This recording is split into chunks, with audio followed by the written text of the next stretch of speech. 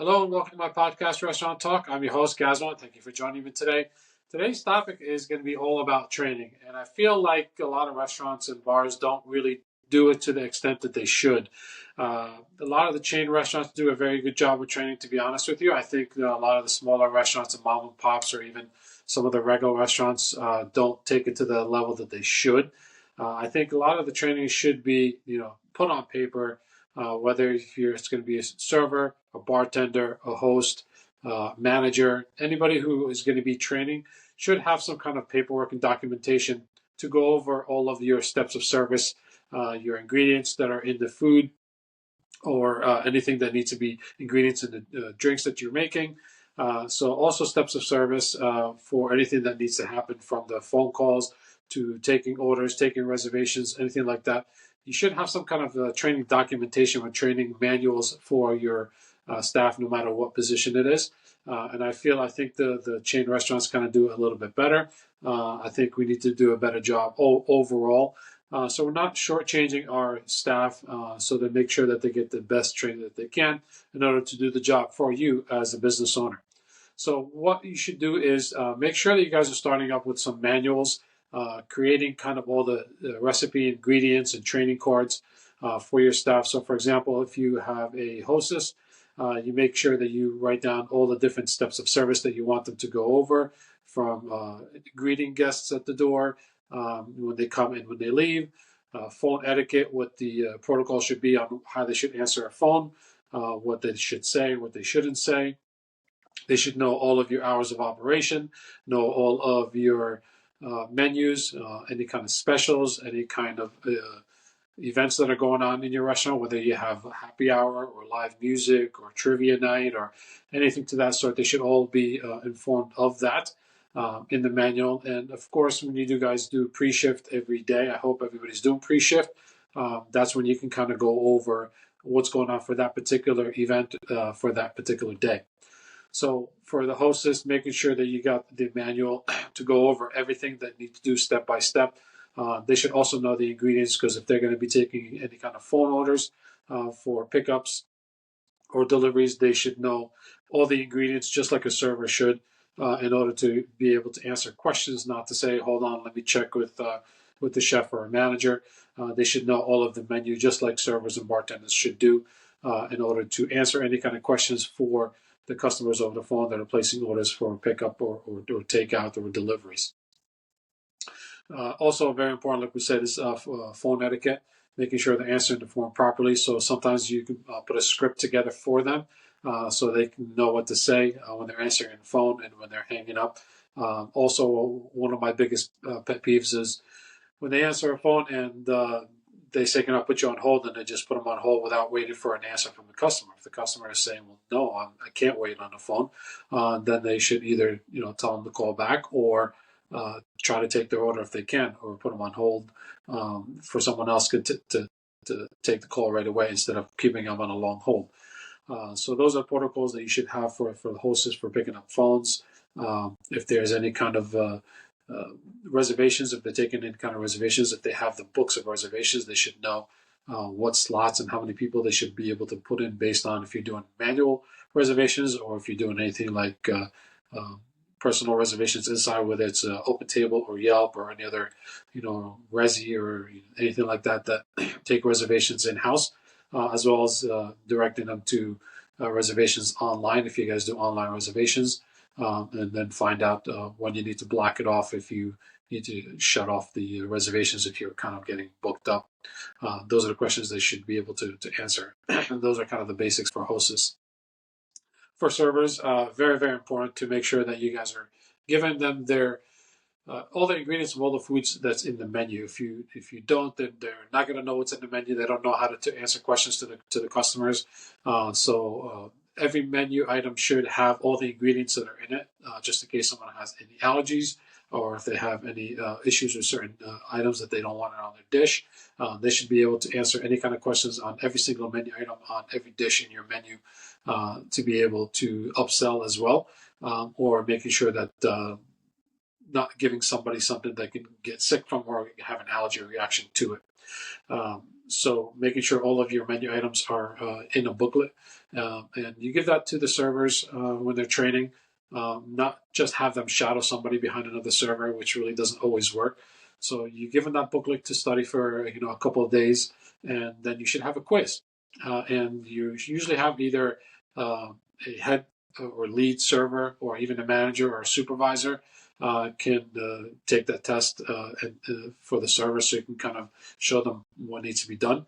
Uh, in that aspect, they should score, let's say, an 85 or higher in order to be able to start taking tables. So if they don't know the menu, if you don't question them, if you don't give them a test, if they don't know what's on the menu and don't know how to answer these questions, they really shouldn't be on the floor right away, because that looks bad for you and it looks discomforting for the employee, because they're not comfortable if they don't know the menu, but you might be in a rush and you're short staffed and you're just going to give them tables because you need them on the floor. And that's also not fair for the employees if they really don't feel 100% comfortable in the menu, whether it's food or drinks. So to be able to answer them. Also for drinks, what kind of cocktails do you have, what's in the cocktails, what kind of beers do you have, what types of the beers are they, whether it's their Pilsners or stouts or IPAs, or what kind of wines do you have. These are all trainings that should be done before anybody's on the floor. When you're a salesman in a car dealership, you don't just get thrown to a car. You need to know everything about those particular cars before you sell them. That's not any different than in the restaurant industry for servers, bartenders, or hostess, or even managers. So I think it's very, very important that we train our staff properly, quiz them on a regular basis. So especially for servers, if they're training for a couple of days, then you give them a quiz and have it printed out on paper, and you give it to them, and then just have that on file and just print it out for new staff that's coming in, and make sure that they know it. And if they don't know it, they study again before they take any tables. They should be able to score at least an 85 or higher before they're comfortable enough to go on the floor. Just because they've been trained and they passed it by 85 or higher, I think down the road we also don't do a very good job in retesting our staff to make sure that they know what's in our food. A couple of weeks down the road or a couple of months down the road, they may forget all these items. So I think you should retest your staff to make sure that they are aware of what your ingredients are, especially if you have new dishes. If you're changing your dishes on a regular basis, might do seasonal dishes, or you might do, once a year you change your menu a little bit around and see what's new and exciting. The staff should be aware of that. First and foremost, again, another way of training is to make sure that you guys are doing your pre-shift meetings. If you're not doing your pre-shift meetings to go over everything that's going on in your restaurant or bar for that particular day, then you're doing yourself a disservice, and the staff is not aware of what's going on. And there's many times I would call a restaurant or bar and find out if there's any live music, if there's trivia night, if there's karaoke, is there anything like that going on? And people are just like, well, hold on, let me check. That's not an answer that should be had on the phone with the hostess. People need to know on the spot, what events are going on and what day, and what are the times and who's playing and what's going on in your facility for that particular night. So pre-shift meetings, I feel, are very, very important. They don't have to be long. Seriously, I mean, it doesn't need to be a half-hour long pre-shift meeting. I think more than 15 minutes is too much. 10 to 15-minute wrap up of everything that's going on for that particular day. If there's anything that's going to be 86 for that particular night, you can go over that. You can go over any events that are going on. If you have any specials, if you want to go over the specials, if you have any drink specials, go over the ingredients, have them try it. Okay, and I was always very big on making sure your staff knows what you're selling. Again, if you don't know what you're selling, if someone asks you, how is it, the steak, or how is the chicken franchise, and if they're like, well, I've never had it, that puts you in a bad situation. So I think your staff should really have an opportunity to taste most of your dishes, if not all of your dishes, in order to be able to upsell it. So they can say, yeah, this is, chicken Florentine or chicken franchise is one of my favorite dishes. So yeah, it's a good seller, and then they can upsell the items and what goes with it, and a glass of wine that might be paired with that. So I think also when you're doing your training for your liquors, or your beers or wines, if you guys are not comfortable doing it, and if your bartenders are not comfortable doing it, your liquor vendors, your sales will do classes for you guys. In most states, they will. They can come in and do a wine training for your staff. They can give you all the notes for all the different types of wines that you have, so they can be able to either put that on the menu or go over it with your staff.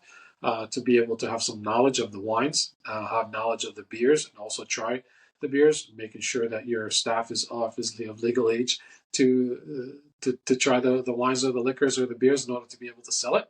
So, and it gets tricky because there's so many different ranges of beers and wines out there that staff may not know. Some of them may not even be drinkers, so they don't even know how to talk about it. So even if they don't have to try it, you can give them the notes. And what is an IPA? How's it different than a Pilsner? How's it different than a Stout?